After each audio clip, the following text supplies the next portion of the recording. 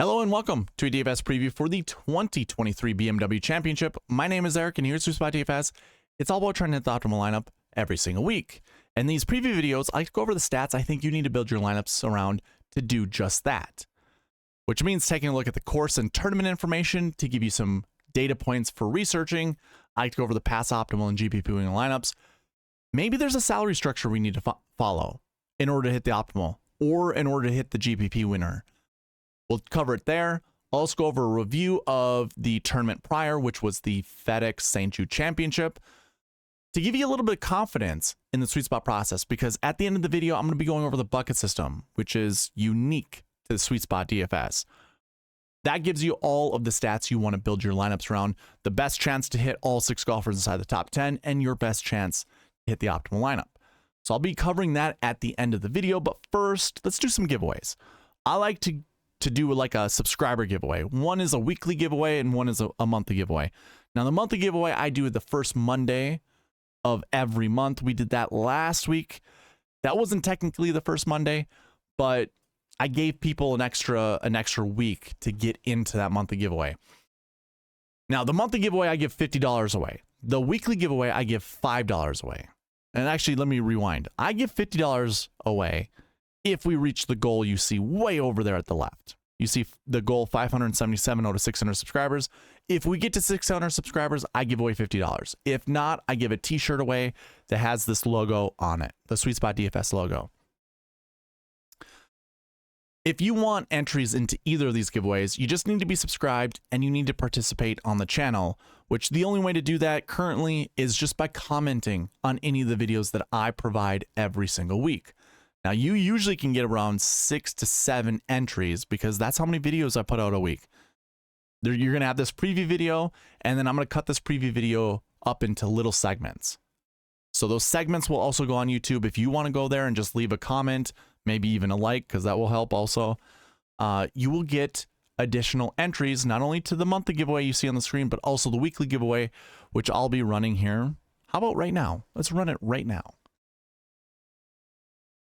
So these were all the people that participated on the channel last week. Of all the videos that were put out, 22 total entries. Now that's a bit low, but that's fine. It is kind of getting towards the end of the season. A lot of people don't really care about the playoffs. Plus you've got football coming around, so I get it. I'm not hurt by it. We're still growing with the channel. It's fine. All that means is the people that participated have a better chance of winning. So all those that did participate, thank you. Let's figure out who our winner is. Once I hit this Y, we'll see who it is. And J.K. Lawrence. Congratulations, man. 2 entries. This one came from the course and tournament information. So appreciate you participating on that video and participating on the channel. Now just to show you it's not rigged, every command that I put in here will find basically new people every single time. So thank you for everyone who participated. Just to show you, I copy this over to the monthly giveaway. You can see the same names right over there. So as I do this every single week, I'll add more and more entries to the monthly giveaway. But currently we have 22. So if you want a good chance to either win a t-shirt or to win $50, comment on all the videos that I put out every single week. So that was your weekly giveaway. Remember, monthly giveaway is done the first Monday of the next month. So we're not quite there yet. We're in the middle of the month of August. So you still have chances to add up your entries for that monthly giveaway. Now I have kind of a second giveaway that I call a Prize Picks rebate. I should probably change the graphic to say Prize Picks rebate. If you sign up on Prize Picks using the promo code SweetSpot and put at least $20 in your account, I'm going to give you $20 back. It's my way of thanking you for using the promo code. Prize Picks will also match your deposit up to $100, so that 20 actually turns into 40. And basically you'll have $40 to your account and it won't cost you anything but that sign up information. So there's a link in the description that'll get you to that site. Highly, highly encourage you guys to sign up. By the way, every Friday, there is a Flex Friday, as they call it. It's a protected play. You put $20 down. If you don't win, you get your $20 back. Super simple, A great way to grow your bank account. They do it every Friday, and it's not limited. So if you continue to win, you're never going to be removed from that Flex Friday event. So I think it's a fun way of playing, and it's good for golf because golf is played Thursday through Sunday. So your flex plays need to finish. Well, they need to start and finish on Friday. So if there is a weather delay, that's another thing to be cognizant of. You will lose your ability to get that $20 back if it doesn't finish Friday, but it normally does. So again, link in the description for that.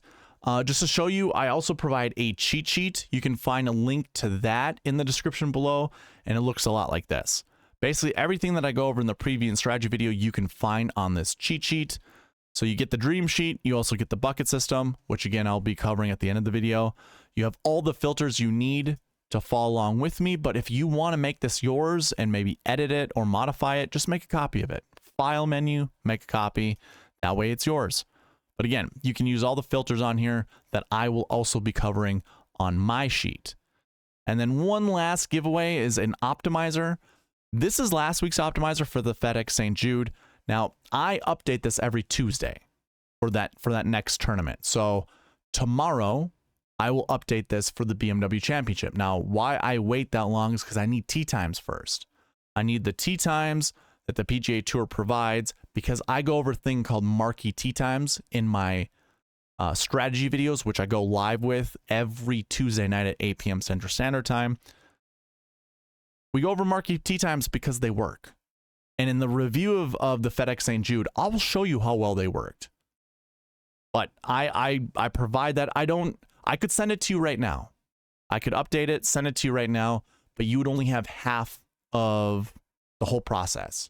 We need those marquee tee times. I mean, it's not so much half, but it's a big part of it. You get all the bucket information in these conditional boxes here. The optimizer's sweet. I love the optimizer, and it's your way to build the Sweet Spot Optimal, which, just give you a little hint, might have been the actual optimal lineup for this next, or for the FedEx St. Jude. But again, we'll review that once we get there. So those are all the giveaways that I have for this week. Why don't we go ahead and get into the course and tournament information for the BMW Championship.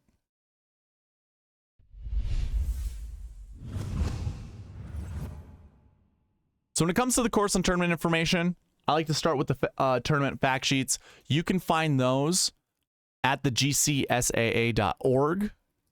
Just scroll to the bottom of the page. You're going to see media room down here. You'll find the tournament fact sheets just below that. Click on that. You'll come to this page, and then you can see all the different tours. Select PGA Tour and the BMW Championships right up at top. Drill down, or once that pulls up, you'll see the tournament fact sheets. And why I like to look at these are because it gives you data points for researching. Not only does it give you the tournament, which I think tournament history is viable this week. The BMW Championship has been a part of the FedEx Cup playoffs since the beginning of the FedEx Cup playoffs. And I think if you want to use tournament history going all the way back to that, you're going to have the same types of, the same type of field for each of the tournaments. Now, sometimes those fields have a little bit more golfers in them, but more often than not, they're going to have the same caliber of golfers, the same strength of field for each of those events. So I think using tournament history is fine. Now, why I say tournament history and not course history is because this tournament doesn't host the same golf course, or the same golf course doesn't host this tournament every single year. Last year, we had the Wilmington Country Club. The year before that, we had Caves Valley Golf Club. And in 2020, we actually have the same tournament, or the same golf course hosting this tournament as we do this year, Olympia Fields. And that is the only year that the PGA Tour has played at Olympia Fields. So keep that in mind. But in 2019, you had Medina. 2018, you had Aronimink. And then we had this kind of back and forth between Conway Farms, Crooked Stick, and Cherry Hills. So you had Conway Farms in 2017, 2015, 2013, Cherry Hills in 2014, and Crooked Stick in 2016. Most of the time, this tournament has been played near Illinois. Some of these, obviously, I think Wilmington was North Carolina. I can't remember where Caves Valley was. Medina's in Illinois. Aronimink is over in Maryland, I believe. So it's not always in the Illinois area, but Conway Farms was near Illinois. I believe Crooked Stick, I think they're both in Illinois, but this is kind of a Midwest tournament, or a Midwest stop, I should say. So you can see Olympia Fields. If you want to use Midwest for a region when it comes to researching, you certainly can. I don't know how much, you know, if you're going to put a weight of 100, if you had 100 weights that you could put towards, you know, different data points, if you had 100 weights in a model, what I would do is probably put like half a point or 1 point into region, but you certainly can. That's how important it is to me. But just throwing it out there, that's a data point you could use. Now, you can use the tournament setup, the par here, 70, 7,300 yards, 12.5 on the snip meter. I think you can use that as a data point. I wouldn't put more than like 2 points towards your model into it, but you could. You have some course statistics with the average green size, all that good stuff. But the most important thing to me is the turf grass. We are on bent grass and POA. So I would use both of those in your models. You certainly get that with the cheat sheet, the SweetSpotDFS cheat sheet. Again, link in the description. But we have bent grass when it comes to your course fit. We also have POA as well. So those are all included. Now, just to give you a heads up, the overall stats here when it comes to bent, overall bent, and top 10%, same applies with POA. Those three stats, those date back to 2013. So some golfers are going to have more events under their belt than others. I think that's fine. You're going to find that if golfers are good on this grass, the more events they play will just prove to you that they are better on those grass surfaces than other people. So that, again, available to you on the cheat sheet. I will be going, well, I should say this. These stats are put into my model. They're put into the Sweet Spot ranks that obviously you can see over on the left. It's a part of the equation. It's not the whole thing. So again, when you're doing your models, I think it's probably smart to put those in your weights. You can see some other additional notes. I didn't read this, so if you find this interesting, go ahead and do so. Your architect was Willie Park Jr. Renovation was done in 2013 by Mark Mengiam or Menjim. I'm not sure exactly how to say his last name. But anyways, you can use those pieces for research, but I wouldn't put a lot of weight into them. Just the turf grass, to me, is really important. Maybe the stimp, all that good stuff. But yeah, that's what I like to look at with the tournament fact sheets, because that gives you research or data points to research. Now, going into the tournament, again, you can follow along with me by checking out the cheat sheet. Some things to note. This is there are 50 golfers in this field. Again, this is a playoff event. This is the second leg of the playoffs. So last week we had 70. This week we had 50. Next week we'll have 30. Just so you know, the strength of field with 50 golfers is 668. So this almost acts like a WGC event. You know, the old limited fields that we had. This acts just like that. And if you actually want to use those WGC events like the Bridgestone or anything like that, you might not get the same golfers in them, but anything that's limited with the high strength of field would actually be a really good source for research, honestly. So I would take a look at that. Now, my strength of field is using the old strength of field ratings that the OWGR used to do. It takes into account last year's FedEx Cup playoffs, this year's OWGR. All that's thrown in there. So yeah. 668 is pretty high strength of field. Average strength of field is like 270 per tournament. So you can see this is it's a loaded field, but of course, that's because of the playoffs.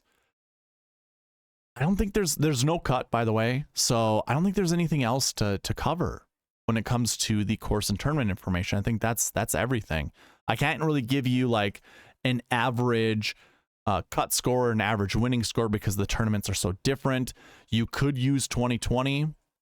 That by all means do so if you want.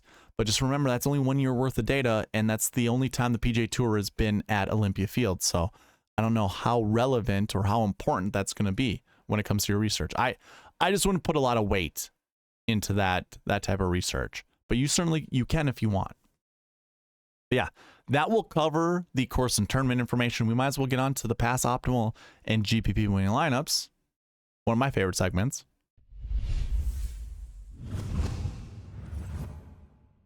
We start here in 2017, reviewing the optimal and GPP winning lineups. Now, I didn't have a GPP winning lineup in 2017. I just have the optimal.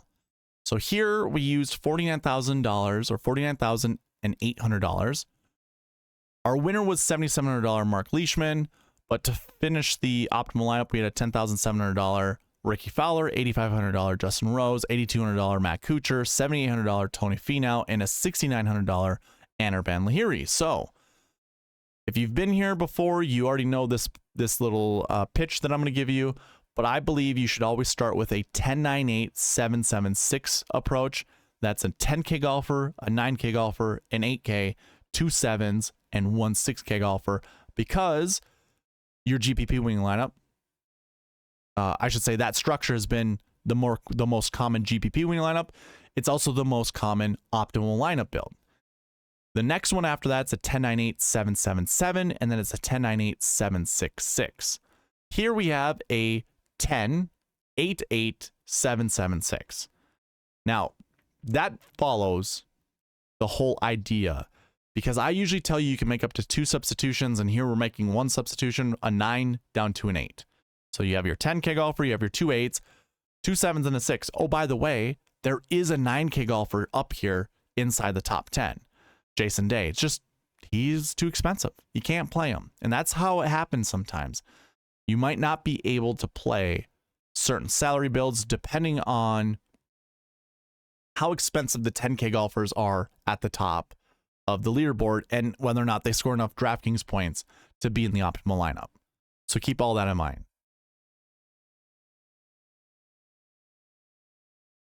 Let's move to 2018, where our optimal lineup was $49,200. So we're leaving $800 on the table here. I think that's the most amount of money you want to leave on the table. I don't believe in leaving really anything more than $800. I wouldn't leave $1,000. Some people in these limited field events like to get cute and try to leave a ton of money on the table. I don't think that's very wise or smart. Now we've seen 2 optimal lineups, one in 2017, one in 2018, that did not leave $1,000 or more on the table. Here we actually start with another 7K golfer, $7,300 Keegan Bradley. Then we have $11,200, $8,000, $7,700, $8,100, and $6,900. That's 2 years in a row where we've had a 10.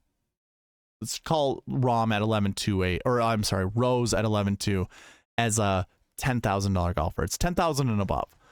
So we have 1 10K golfer, 2 7s, 2 8s, and 1 6, just like we did in 2017. So it's kind of still following that same method. But by the way, there's a $9,200 Tiger Woods up there as well. So if we wanted to maybe make one of these substitutions, can we? No, it'd be 8,000 to maybe 9,200. Yeah, this would be just a bit overpriced. So you couldn't really do it this way, just showing you like there's still a 9K golfer that's up there. So you have to keep that in mind, because these 7K golfers could be cheap 7Ks. A 10K, 11,200 is pretty expensive, but maybe one of those other 10K golfers can make their way up into the top of the leaderboard. Just some ideas. In 2019, guess what? Our optimal lineup also didn't leave a lot of money on the table. $49,800. I did actually have a GPP winning lineup that time too. So we'll go over both of them. So your optimal, 10,000, 9,000, 8,000, 8,000, 7,000, 6,000. So again, it's almost following that 10-9-8-7-7-6. We are making, for this one substitution. We have 1 8K golfer that we could say was a 7. You're subbing a 7 up to an 8. So that's your 1 substitution with the optimal lineup. Your GPP winning lineup is using those 4 golfers at the top, 10-9-8-8. Then we have a 6K. And then I have to scroll down to find the other one. We have another 6K golfer. That's Emiliano Grillo. So definitely different ways of getting there. I believe, let's see, your optimal lineup scored 724.5 and your GPP lineup scored 703. So 20 points separate the optimal versus the GPP. in 2019. In 2020, guess what? We're not leaving a lot of money on the table either. $49,400. So we're only leaving $600 on the table. It starts with a 10K golfer. 8, 7, 7, 7, 7. So we have 4 7K golfers, a 10K golfer, and an 8K golfer. Guess what? That still follows. Well, never mind. I will.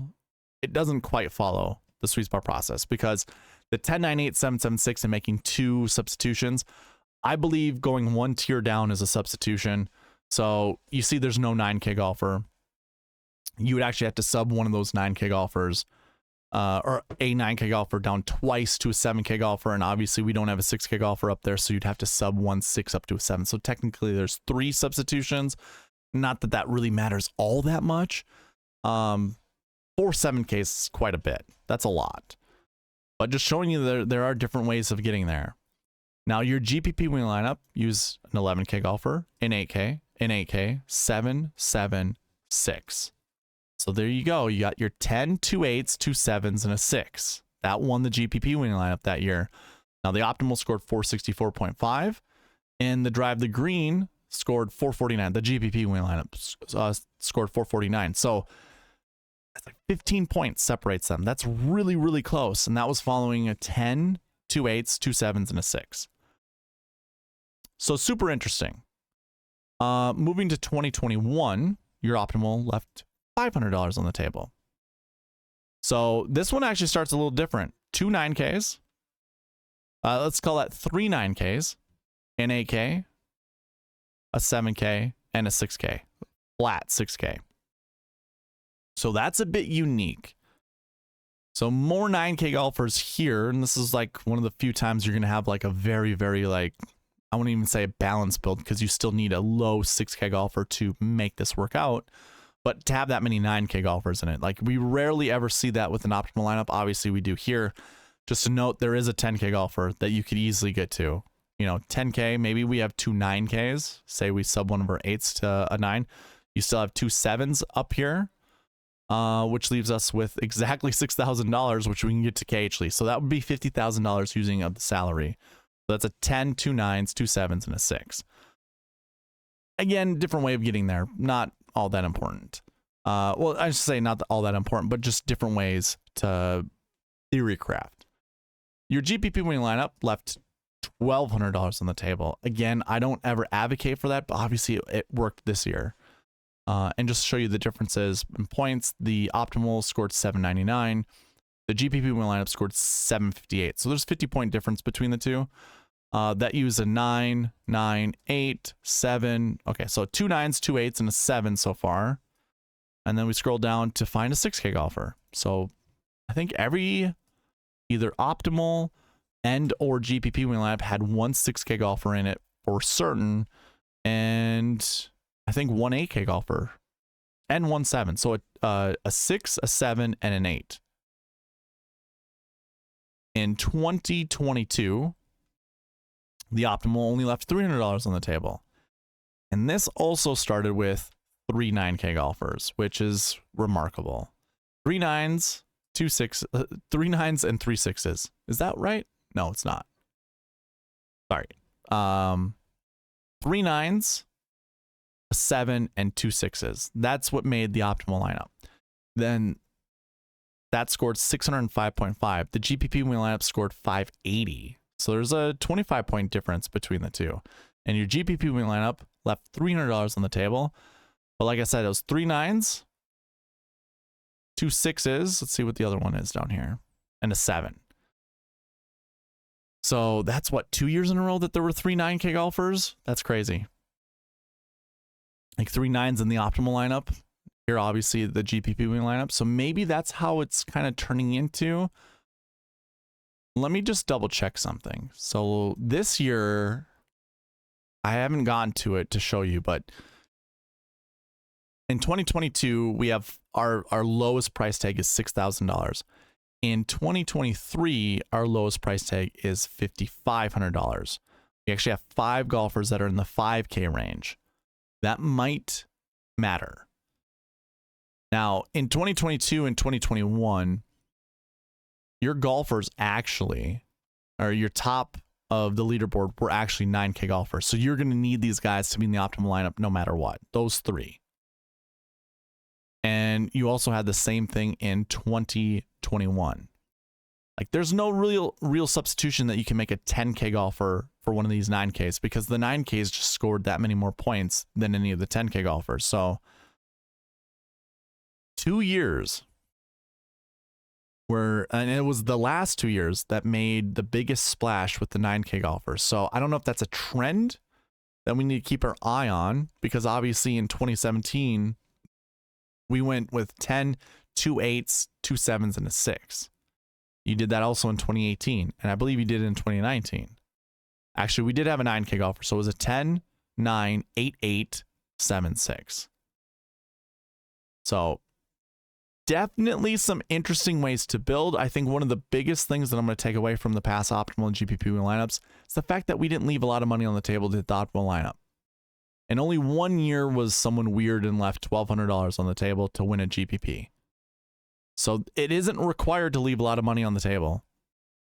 And then there's also very different ways of getting there for different salary constructions. I'm going to add one piece to this segment. This is the engine that powers the bucket system, is all the different bucket tables that I have back here. Just to show you what has happened every single year, just look at this table right here. And when we go across, you're going to see all these frequency numbers. So every single year we've seen a 10K golfer right here inside the top 10. Every single year we've seen an 8K golfer inside the top 10. And every single year we've seen a 7K golfer inside the top 10. And you can go year by year, 2022, 2021, we didn't have any 6K golfers in the top 10. 2020, we had 0 9K golfers inside. That was the only year we did not have a 9K golfer inside the top 10. And that was at Olympia Fields, 2020. So keep that in mind. But we've had a 10, a 9, and an 8, or a 10, 9, 8, and a 7. Basically in every year, -2. So lineup building is going to be very interesting. So if you do the game theory aspect where you're looking for ownership, keep in mind the salary construction that comes with it. Are more people starting with the 10K golfer, or are they just dipping right into the 9s? I think maybe that's a piece that you need to think about. So that's going to cover the pass optimal and GPP winning lineup portion. Let's go ahead and review the FedEx St. Jude.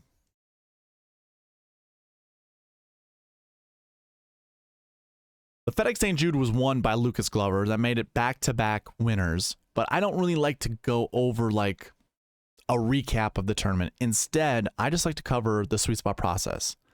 I want to see how well it did, where we might be able to improve, and how to use that information going into the next week's tournament, which obviously is this week. This review video is coming from the preview video of the BMW Championship. So we are already onto the BMW, but I want to show you how well the FedEx St. Jude did. So this is where I like to start, is the bucket system, and we're looking at the success column right here. Now, in order to make this a success, we look at the projections first. And I do projections every preview, and that's what I'll be doing here in the BMW Championship. It's going over the projections. So 1 to 4 was the projection that I had for the last year 1 bucket. And what that means is I thought there was going to be somewhere between 1 to 4 golfers from this bucket to finish inside the top 10. Well, there were 3. 2 of them were in the optimal lineup. So if this first number, this top 10, fits inside the projection, like it falls inside the projection, then I make this bucket a success. That's where the Y comes into play. If this number falls outside of that 1 to 4, then I'll look at the optimal lineup, and if that number fits inside those projections, the bucket's still a success. If neither of those two, the top 10 or the optimal, fit inside that projection, then it's not a success. And what you're going to see when I scroll through this is we had 36 out of 36 buckets correct. Now, for some of you, you're like, well, what difference does that make? You know, like 1 to 4 is such a huge projection. Like that's super easy. Well, there's 16 golfers to choose from that bucket. And if I was just to go to 2023, the DK page, I should say, and we're looking at last year ones that I have on the screen, and you're looking at salary from top to bottom, well, our 2 golfers that were in the optimal lineup, it's supposed to be, yeah, 2 golfers in the optimal lineup were Lucas Glover and Cameron Davis. Look at the top. Rahm and Hovland. Oh, by the way, if you were with me in the preview video last week, I told you there was a weird trend for 10K golfers inside this bucket not finishing inside the top 10. Like we have it. And now Hovland was close, and Hovland, I believe, yeah, he was like, I think he won a bunch of people like different GPPs. He obviously didn't do it for the $5 drive the green, but there's a reason I go over the bucket system. You know, like if you can make decisions on not playing Rahm or Hovland, maybe you get on the rest of these guys down here. Obviously, Sungjae finished inside the top 10, so he's one of the 3 that did, but Glover and Cam Davis were in the optimal lineup. So that's why it's important. That's why I go over this 1 to 4. If you have an idea of which golfers to ignore or to avoid, perfect. Because that might get you on like a Lucas Glover or a Cam Davis or even a Sungjae. Like Sungjae was good value. I liked Sungjae a lot this week. I played a lot of Sungjae, and I made a profit because of it. But that's all these buckets. Again, 36 out of 36 buckets were correct, 100% correct. Now let's see. There's a second piece to this, and it's called the marquee tee times. So not only do we look at the buckets, but I want to look at the marquee tee times before looking at the optimal lineup versus the GPP versus the sweet spot optimal, because the sweet spot optimal includes the marquee tee times as well as the bucket projections. And if those all hit, we compare it to the GPP and see if it beats that. And if it does, then the sweet spot process was 100% successful throughout the entire week. So how I figure out what the marquee tee times are is I look at the sweet spot ranks for each tee time grouping of the week, and I rank order them basically. Who are the best golfers playing together? And I look at the top 9 groups, and the whole purpose of this is I want you to find 2 to 4 golfers within the marquee tee times to build your lineups around. Because 90% of the time, 2 to 4 golfers are how many golfers from the marquee tee times are in the optimal lineup. 90% of the time. Now, I could break that down, you know, how many optimal lineups have 2 golfers in it, 3 golfers, 4. But just a simple amount, or what's the word I'm looking for? A simple range, 2 to 4. I think that's pretty simple. That's also included in the optimizer, by the way. So if you scroll down to the bottom of the optimizer, I have your marquee tee times right here. It says 2 to 4, but you can also see I don't want more than 1 per group. And that's the other piece of this is don't select this 2 golfers from the same group, because 90% of the time, optimal lineups are built without 2 golfers in the same group. And that's what I'm trying to hunt here. That's what I'm trying to search, or I'm trying to hit, is the optimal lineup. And as you can see here, Rory McIlroy was in your optimal lineup, and Patrick Cantlay was also in your optimal lineup. Those were the only 2 golfers in the optimal lineup. Now, the GPP winning lineup, oh, by the way, the 2 obviously fits within that projection of 2 to 4, or that range of 2 to 4. So that was a success. The marquee tee times is a success already. Your GPP winning lineup actually had 4 golfers from the marquee tee times, and 2 of them were paired up together.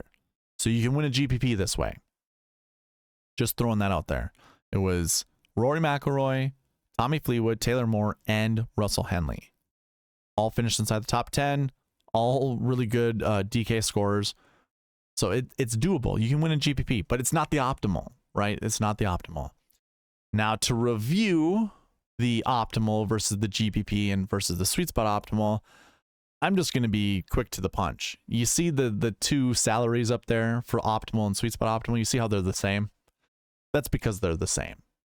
your Sweet Spot Optimal was your optimal lineup.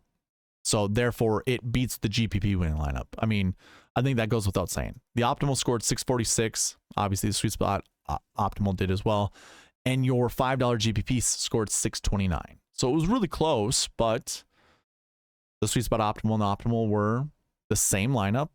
And that makes the Sweet Spot process 100% successful last week for last week's event. Just to give you those golfers' names before I, end the review portion of this video. Lucas Glover, Cantlay, Rory McIlroy, Cam Davis, Corey Connors, and Adam Schenk. That is a 10-9, 3 7s, and a 6. That's that build, which follows really closely to the 10-9, 8 7 7 6 that I usually advocate every single week. Remember, you can make 2 substitutions. We're obviously subbing an 8 down to another 7. That's how we get our 3 7s. But that was your optimal lineup, 49,900. It was also your Sweet Spot Optimal. And then your GPP winning lineup had Lucas Glover, Rory McIlroy, Tommy Fleetwood, Taylor Moore, Russell Henley, and Justin Rose. So that's really interesting because Rose was like dead last after Thursday's round and comes back to be inside the GPP winning lineup, which is pretty remarkable. Pretty good. I mean, 88.5 points. That's pretty good. That outscores a lot of people above him, by the way. So, Sweet Spot process is 100% successful, which means we can include this review video and talk about the bucket system for the BMW Championship.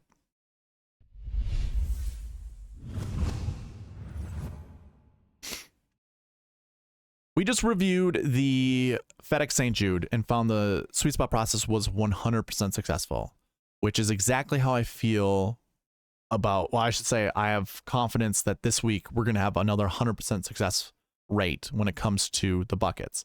Primarily because the bucket system does really, really well with limited fields. Obviously, we had a limited field last week, 70 golfers in that one. We have 50 golfers this week. And my individual best performance, or whatever you want to call it, was at the Tournament of Champions where there was 30 golfers. So I'm kind of anticipating a good week with the Sweet Spot process, primarily because this is where the bucket system shines. This is going to give you the best idea of, how many 7K golfers to use, how many 6K golfers, how many 8Ks, how many 9Ks. Does last week's performance matter? Did last year's performance at this event matter? Of course, or tournament history, I should say, recent form. We look at all that stuff. Stroke chain stats are also here too. So, if you're following along with me, which you certainly can, check out the cheat sheet in the description. Go to the bucket system and put a filter on that.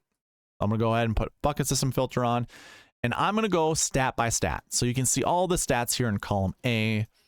I'm going to go ahead and clear that out and just look at last year. So basically what this bucket is informing me is, did last year's performance at this event matter? And if so, what positions, trend out better than others? Far and away, it's top 20 finishes. And I think that's because the cream rises to the top. That makes a lot of sense. There's nearly a 30% success rate, by the way. 30% success rate of golfers in this bucket finishing inside the top 10 for that following year. And with that, we have a projection of 2 to 5. Now, like most of your strength of field points go into this bucket, so that makes sense.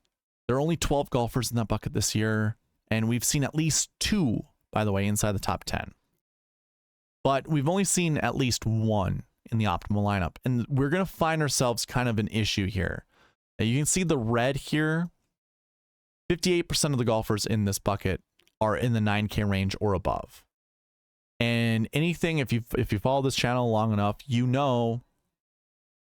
even though the projection's 2 to 5, you might only be able to play 2 golfers because the salary price tags for these guys might be too expensive to roster more than 2. And more than 2 might finish inside the top 10.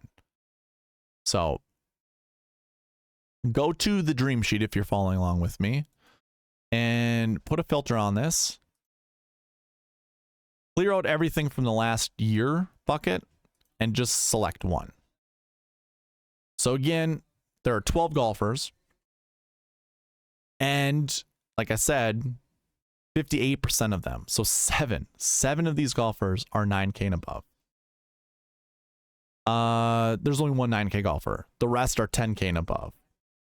So is it, is it realistic that we might have more than, 2 or 3 golfers from this 10K range inside the top 10? Oh, of course. You've got Rory, Scotty, Rahm, Cantlay, Xander, and Jordan Spieth. I probably just ignored Jordan. I don't really like him at this event, but the rest of these guys, to me, each one of them can finish inside the top 10 easy. Very, very easy. 50 golfers in this field. I anticipate at least 2 of these guys to be inside the top 10, and those 2 golfers alone will satisfy the bucket projection for this bucket. Or I should just say projection for this bucket. So whether that's Rory at 12,000 or Scotty at 11,600 to pair up with one of these other guys, you probably can't play them together.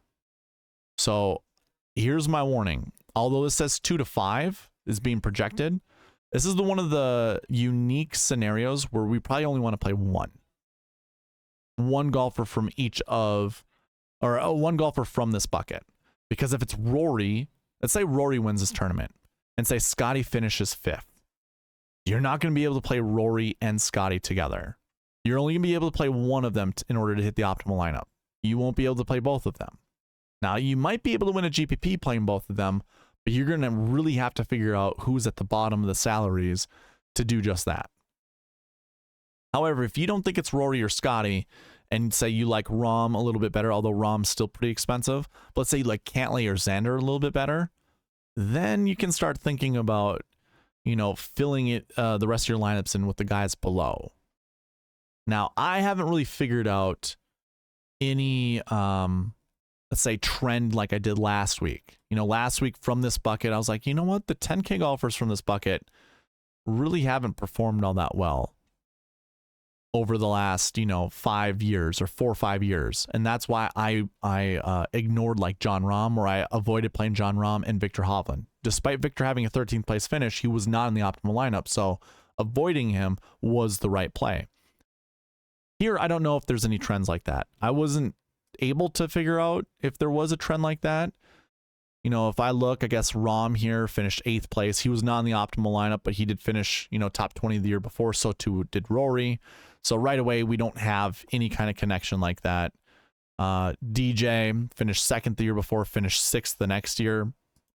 And in 2020, Rahm won it, and he finished 20th the year before. And he was a 10K golfer. So we don't necessarily have that same trend. So I can't really with full confidence be like, hey, fade some of these guys up here because they're in just bad trending buckets. They're all in play. They're all in play. So that almost makes me feel like some of these guys down here, like the 8K and below, might be just ignored. You can just ignore them because it doesn't seem like a better fit, but I don't know. We can take a look more into this during the strategy video, but just as of right now, just keep that in mind. So when we look at some of these other buckets, nothing really stands out as much as that first bucket. I guess this one is pretty good. Last year 2s, 1 to 3. And that stays the same when we kind of use the conservative max projection over here. So if we look at these golfers, 1 to 3 is the projection. And you do have a 10K golfer up there with a couple 9s, a few 8s, and the rest 7 and 6s. This is an interesting selection of golfers. You can make a lineup with 6 of these guys. You could go Hovland at 10, Tyrrell at 9, let's say Henley at 8,200, JT at 77, Sepp at 73, and, well, actually, let's see here. Thought I was adding them up, but I was selecting the golfers instead, and I screwed that up. Let's do this again. Go here, JT, Straka. We need a 9K golfer. Who did we pick? Tyrrell? Okay, so I have $7,500 left. How about we go a little bit more expensive and say Max Homa? So I have 7,000. Okay, Andrew Putnam. Perfect. So we follow the 10, 9, 8, 7, 7, 6 right here. But guess what? I'm only projecting 1 to 3. And I think that projection is going to hold up. So you don't want to play 6 golfers from this bucket, although you can. And that's what I like about the bucket system. It eliminates, or I should say, it prevents you from playing 6 bad plays. Let's put it that way.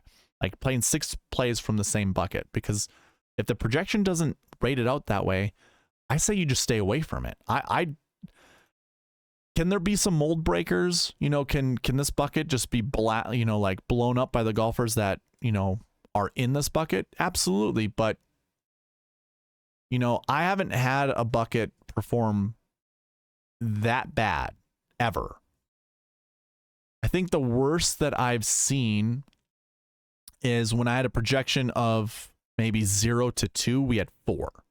So we had 2 more than what we typically would have. Otherwise, I've never seen anything like 6 golfers from a bucket where I'm only projecting 1 to 3 or 0 to 2 or even 2 to 4 have 6 golfers finish inside the top 10.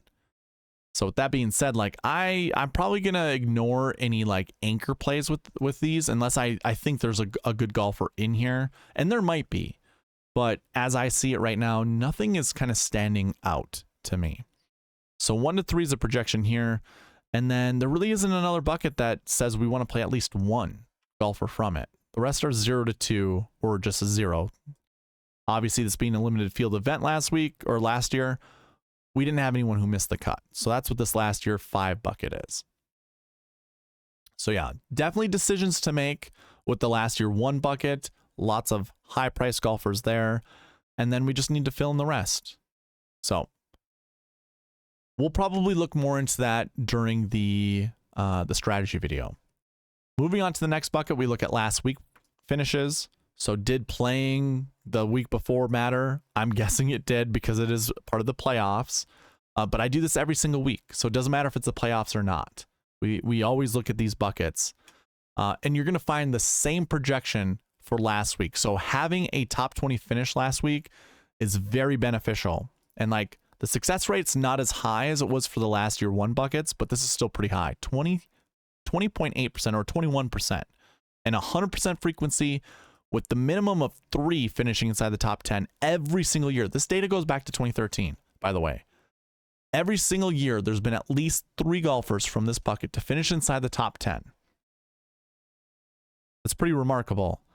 The other little caveat here is only there's been a max of 3 in the optimal lineup. So despite the saying, hey, you know, play at least 3, the optimal's like, well, maybe you should pump your brakes because I haven't seen more than 3.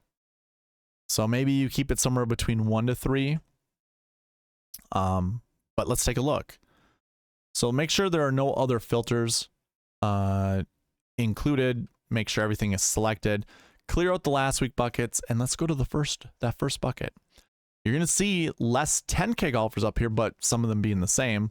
Rory, Cantlay, Jordan Spieth. We were also talking about Victor Hovland in that last year 2 bucket.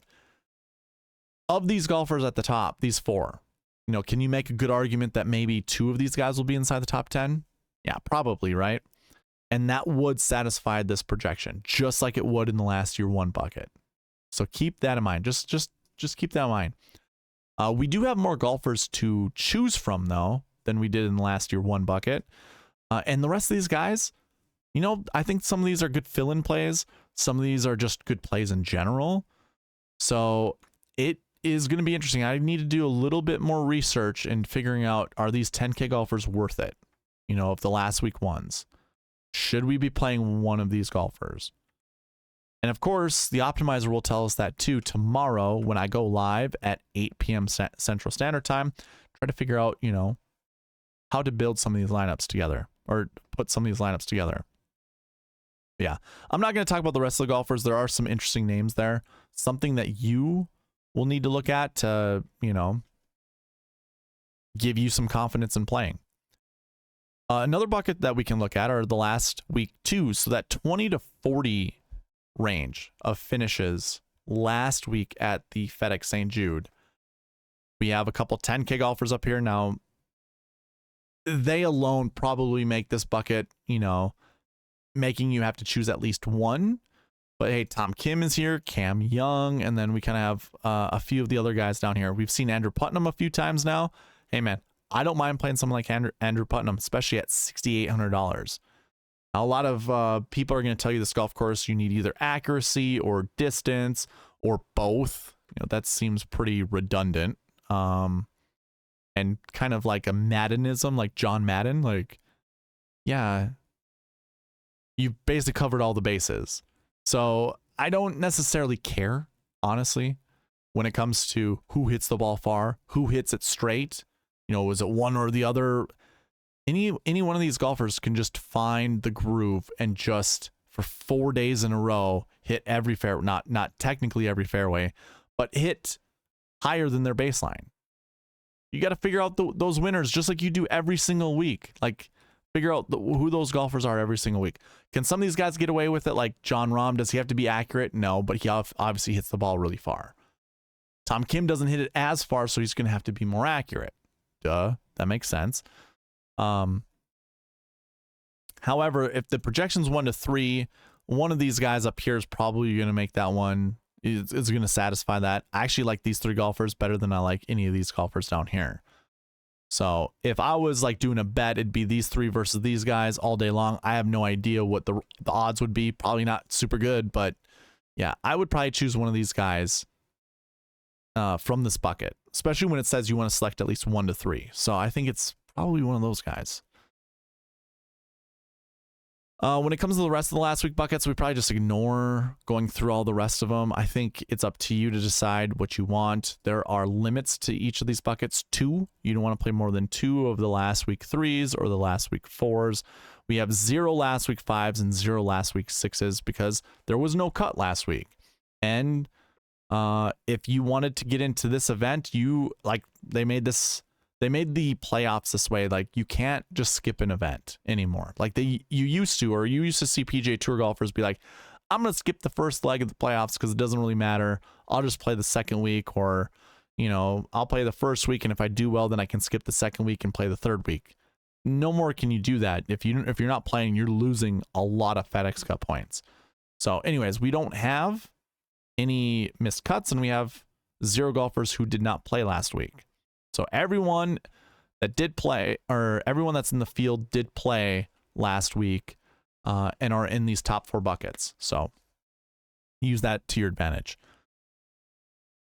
Now, the next one I'm going to look at is course history. Now, technically, this is tournament history, so keep that in mind. It does say course history, but just remember it is tournament history, which I find very interesting because it looks like having good tournament history matters quite a bit. That course history 1 buckets 1 to 4, and that course history 2 buckets 2 to 5, which is crazy. So let's take a look. It looks like all your high price guys are here anyways. So it's just one of those moments where cream rises to the top. So when we look at course history 1, remember this is 1 to 4, going to finish inside the top 10. Well, now we've seen Scotty, we've seen Rahm, Cantlay, and Xander in every single bucket we've already talked about. These 4 golfers could be inside the top 10. Super easy. You know, we've seen Seth Theegala quite a bit. Haven't really seen the rest of the guys here, though. Not that it really matters all that much, but this projection's 1 to 4. Is it easy to see 2 or 3 of these guys here up in the 10K range to be inside the top 10? If so, which ones? And if so, can you play at least 2 or just 1? So it is 1 to 4, the projection. Maybe it's only 1. Maybe you can only play 1. Or maybe you can mix a 10K golfer and a 9K golfer. Like maybe it's Cantlay and Fleetwood. Or maybe you put Cantlay and Xander together. Best friends. Maybe we give Corey Connors a try. Or Ricky Fowler. I don't know exactly what I'm going to be doing just yet. I'll wait till the tee times come out and try to figure out who to anchor around then. But those are some interesting names. Or it's an interesting bucket with some good names. The next one to look at is the course history 2 bucket. This projection's 2 to 5. Remember, 2 to 5. And in the optimal lineup, we've seen at least 2 every single year. So maybe this is where we find our 10K golfer. I mean, there's Rory up there, Victor, and Jordan Spieth. Now, I'm not that confident in Jordan Spieth. I have no idea how to feel about Victor. Last week, I was kind of off on Victor, but maybe this is a good week for us to play Viktor Hovland. But I think you just have a ton of 9K golfers, 8K golfers, and 7s and 6s to round out your lineups with. So maybe this is a bucket where it's better, well, not better. Maybe this is a bucket where we find the golfers to round out our lineups rather than anchor our lineups around. So with me saying that, maybe it's best if we avoid someone like Rory or Viktor Hovland or even Jordan Spieth. I mean, I don't think I'm playing Jordan regardless. I'll play him in one lineup just for FOMO reasons, but yeah, I don't know if I can also completely fade Rory, but I think I could completely fade Viktor. I think I could do that just fine. But some of these other golfers are definitely in consideration, like Sung Jae, I could play. I really like Rose this week. And Andrew Putnam, I've already talked about him a couple times already. This is the third time talking about him. Hey, again, I don't mind playing someone like Andrew Putnam. Basically, I'm going to be pretty open with this bucket. I like every golfer that's here. Like, I would play every single one. I'm trying to, like, look through this really quick. I think the only golfer I'm not playing is Lucas Glover. Like, I'll play him in 1, 2, 3 lineups. But you know me, I build over 100. Me saying I build over 100 and only playing him 1, 2, 3, it's like playing him in no lineups. I'm going to have him for FOMO reasons, but hey, man, how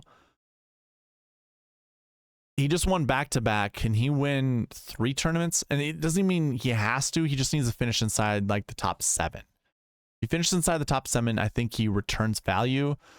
But that, I think, is going to be difficult for someone like Lucas Glover. I could be wrong. I will say this. I forgot to mention there was kind of, I usually look at a course review, like I map out the golf course and try to figure out what shot shapes matter here. I think a fade matters more than a draw from what I've seen. I just didn't get the chance to actually map out the golf course. So I don't know if I really trust Lucas Glover at this event. It is tree lined. That might get him in trouble. We shall see, but that's enough. I'm already skeptical in playing him. I also, again, think this is more of a fade golf course, so I would much rather play golfers who fade it. Like say, Jon Rahm, who has won at Olympia Fields before, who has, when Olympia Fields was the golf course for the BMW Championship. So, that bucket's super interesting. I'm not going to talk about course history 3s, although this says 1 to 2. Remember, we always round up with this one. We always round down with this one. I forgot to say that earlier. This max isn't over 2, so the minimum automatically becomes 0, which means we don't need to talk about it. Let's move on to the recent form buckets. And this is just letting us know, does recent form matter? And it looks like it does. Your top 2 buckets have the highest projections. Just to note, recent form 1s, we've never seen more than 1 golfer from this bucket in the optimal lineup.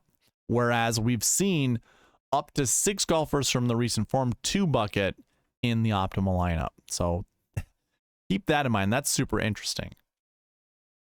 Let's take a look at these guys. Make sure there are no other filters on there. Clear out recent form and just select 1. So of the golfers here, the 9 golfers, we think somewhere between 2 to 4 of them are going to finish inside the top 10. The more I guess the more I'm looking at this, the more I'm liking Jon Rahm. I also kind of like Rory McIlroy too, quite a bit. Viktor Hovland's up there, and I guess I don't put it this way. I'm not going to completely ignore Viktor Hovland. I think I would much rather play Rahm or Scotty. I kind of like them because I think this is still going to be a hard golf course. I think the winning score is going to be somewhere between -4 to -6, just because that's what we saw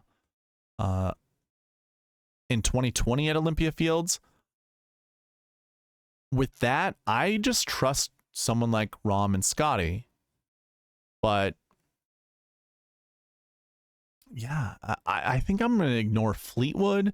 If this is a golf course that kind of requires a fade, I would much rather play here. How about this? I kind of want to go through this really quick. Maybe you know what? I'll save this for the strategy video. We'll look at fades and draws there. I'll just keep this one strict to the bucket system. Yeah, 2 to 4 is the projection here. Now, again, could Rory and Scotty be the 2 golfers that represent this bucket inside the top 10? Absolutely. And you won't be able to play both of them. So there's the possibility you can only select one golfer from this bucket despite the projection saying 2 to 4. So keep that in mind. Recent form 2s would be the next one to look at. And here we have a few more golfers.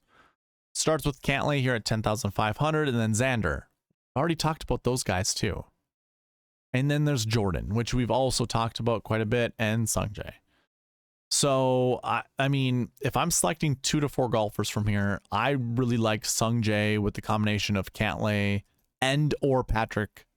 I like Sungjae with the combination of Patrick Cantlay and or Xander Schauffele. I was just about to call Xander Patrick and Cantlay.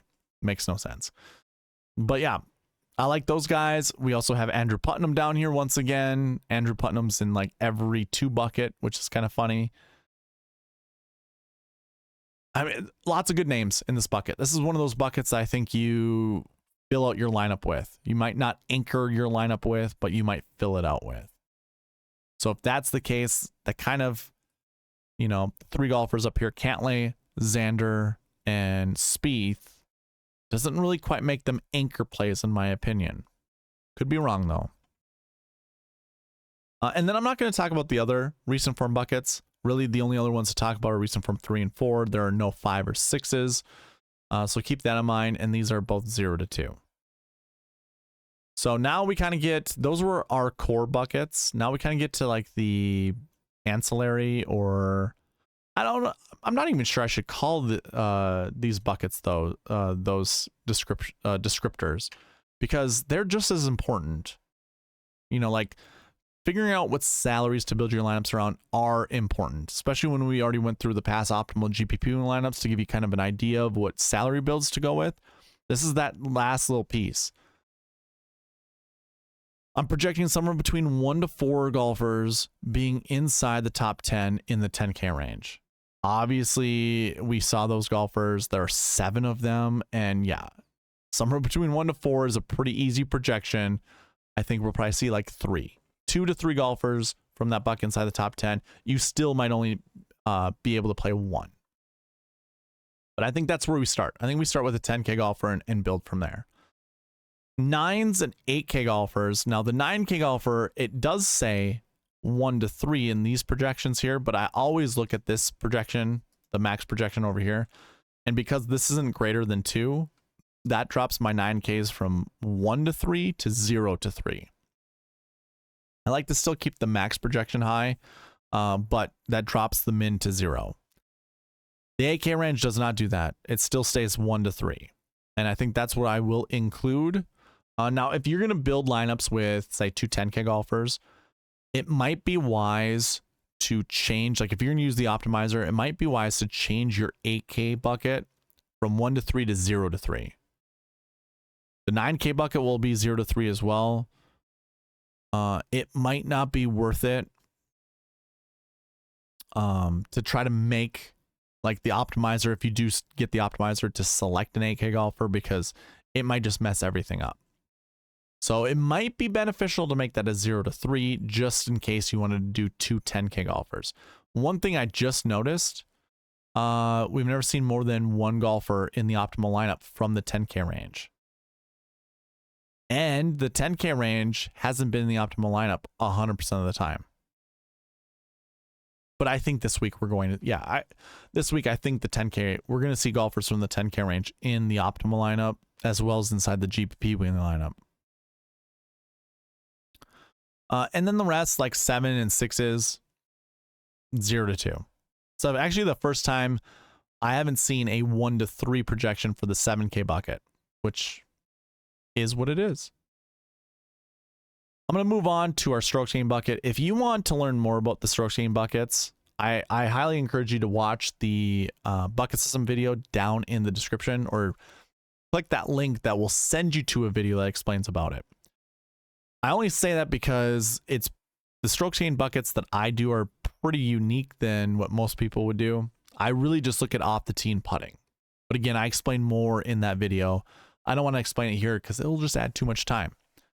But the cream rises to the top.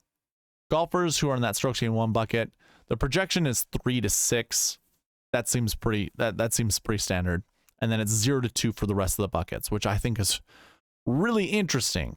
Now, if you're following along with me on the cheat sheet, all you need to do is make sure there are no filters, period, on the cheat sheet, and then just sort from A to Z on strokes gained 1. The SG bucket, we're just looking at the top golfers here.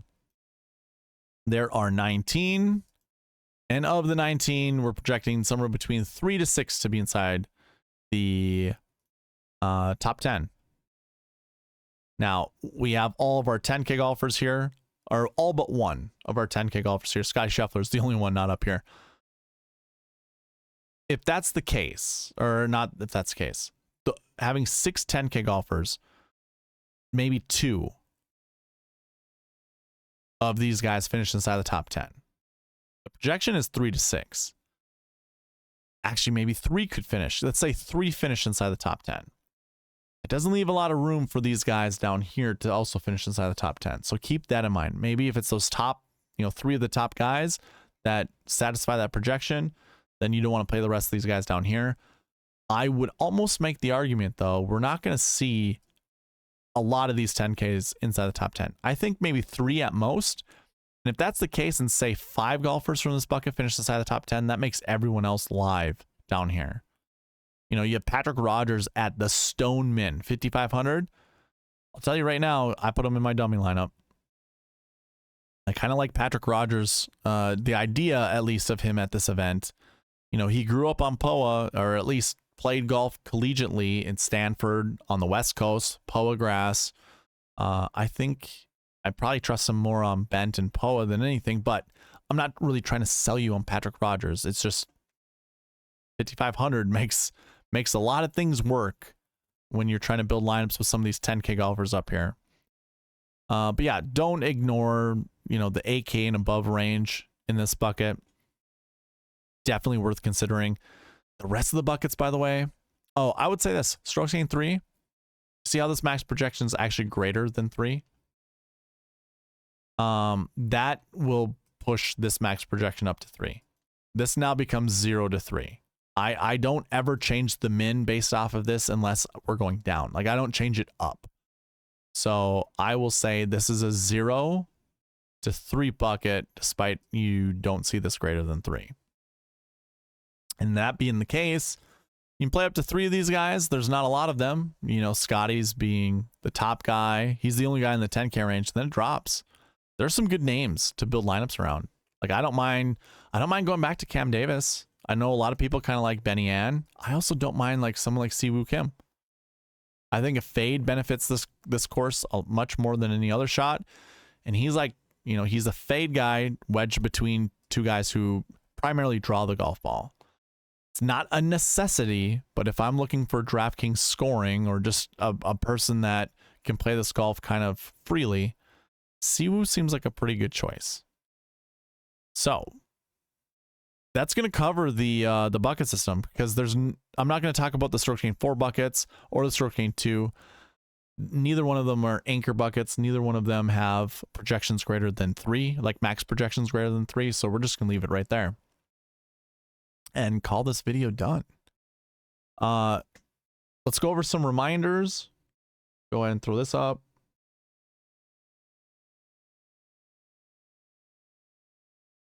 I do giveaways monthly and weekly.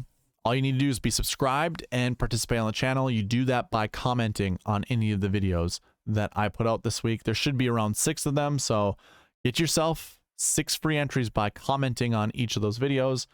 Also, if you're not on Prize Picks, or if you haven't signed up yet, check the link in the description. Put $20 in your account. I'll give you 20 back. Prize Picks will match your deposit up to $100, so that 20 turns into 40. You get to play this for free. Essentially, you just need to sign up. And then there's a link in the description. And again, hopefully you're following along with me on the cheat sheet. tomorrow I will have an optimizer ready for you. So if you want the optimizer, by the way, cheat sheet, there's a link in the description. If you want the optimizer, reach out to me at SweetSpotDFS@gmail.com. You'll see that email here arriving shortly. Just let me know you like to use the optimizer. I'll send it to you. But again, you need to be subscribed and you need to comment on one of my videos in order to get it. And then that's it. I think just one last reminder, I go live with a strategy video on every Tuesday night at 8 p.m. Central Standard Time. So you can catch me tomorrow. If you've got questions about the bucket system, the sweet spot process in general, leave them there. Otherwise, we build lineups at the end of the video. Going over, you know, if you got 2 to 4 golfers you want me to build lineups around, maybe following the sweet spot process, maybe not. I'll probably yell at you and say, hey, this doesn't follow the sweet spot process. And if you tell me I don't care, I'll still build lineups for you using the optimizer. So check that out. Tomorrow I should put a video, or I should put a reminder out there on YouTube. So if you're following along with me, or say if you're subscribed to me and you have that bell notification popped on, you will get a reminder that I will be going live at 8 p.m. So if not, well, I hope to see you tomorrow one way or the other. That's all that I have for you this week, or I should say for the preview video. Thank you all for watching. Please leave a like, comment, subscribe on your way out, and I'll see you in the live video tomorrow, 8 p.m. Central Standard Time. All right, bye.